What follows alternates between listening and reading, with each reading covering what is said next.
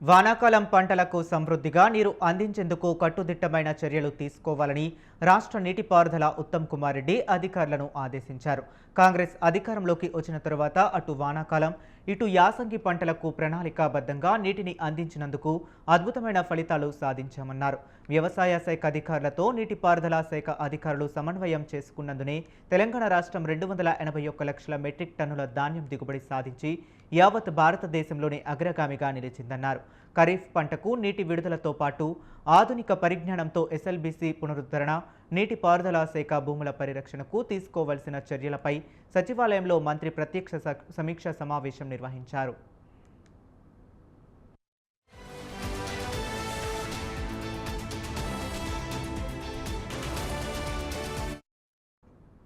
వానాకాలం పంటలకు నీటి విడుదలపై రూట్ మ్యాప్ రూపొందించుకుని తక్షణమే అమలులో పెట్టాలన్నారు మంత్రి.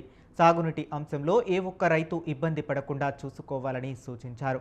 నీటి విడుదల విషయమై నీటిపారుదల శాఖ మొత్తం దృష్టి కేంద్రీకరించి చివరి ఆయుకట్ట వరకు నీరు అందేలా చూడాలన్నారు.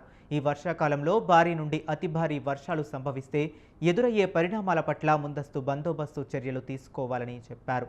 ప్రధాన ఆనకట్టలతో పాటు జలాశయాలు, కాలువలను అధికారులు క్షేత్రస్థాయిలో ఎప్పటికప్పుడు పర్యవేక్షించేందుకు వీలుగా సన్నద్ధం కావాలని ఆదేశించారు.